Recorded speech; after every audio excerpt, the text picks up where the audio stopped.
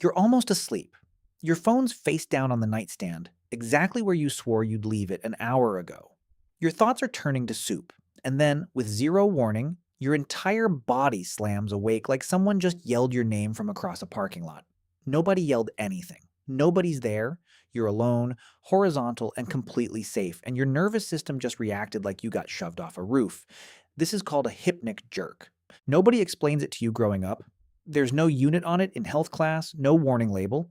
It just ambushes you one night, uses your whole body as a jump scare, and leaves you lying there at midnight wondering if that was a medical event or a personality flaw. It's neither. About 2 out of every 3 people get these regularly. That's more common than left-handedness. More common than being lactose intolerant. And somehow it has less name recognition than either. Here's the leading theory. And it's genuinely one of the stranger facts your body is quietly holding on to. Some scientists think this reflex is left over from an era when your ancestors slept in trees. Actual branches dozens of feet up every night for millions of years, and falling asleep up there had one brutal design flaw. As your muscles relax for sleep, your grip loosens. Relax too fast, and instead of drifting into REM, you drift straight down. So the theory goes that somewhere in your ancestral wiring, a safety switch got installed. The instant your muscles start going slack at the edge of sleep, some ancient circuit misreads it as falling, panics and fires off a full-body jolt to snap you back awake and confirm you're not, in fact, plummeting. You're not. You're in a memory foam mattress with a 100-night return policy. That's the theory. Simple.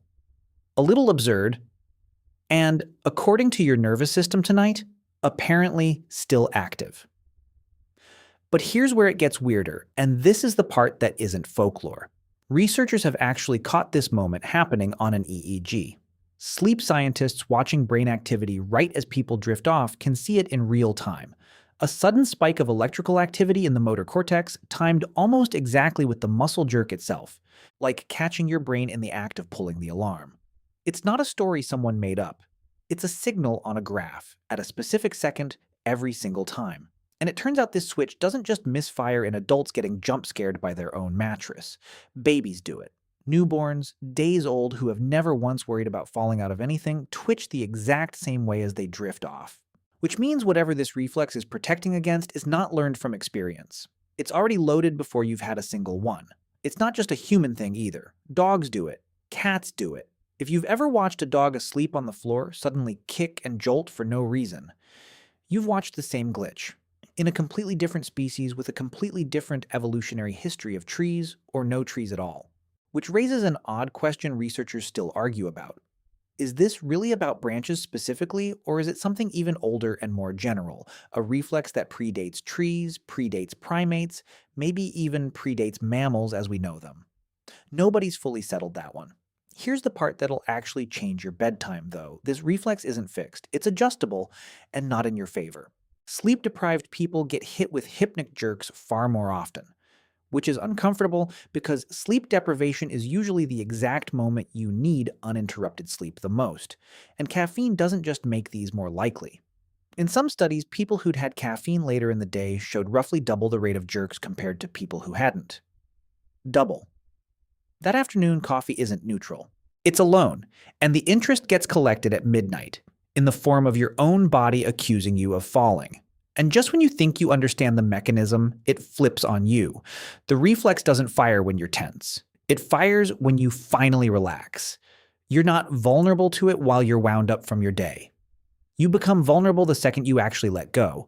Your own body waits for the exact moment of calm and picks that moment to sound the alarm, like a smoke detector that only goes off after the fire's out, which means the harder you try to force yourself to relax, the more likely you are to get ambushed. Your nervous system isn't rewarding your effort. It's exploiting it. And there's a stranger cousin to all of this. The same brainstem handoff that misfires here.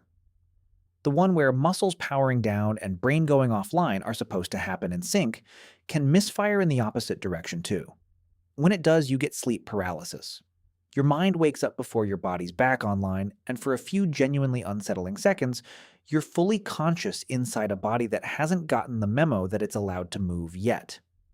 Same border crossing, opposite direction.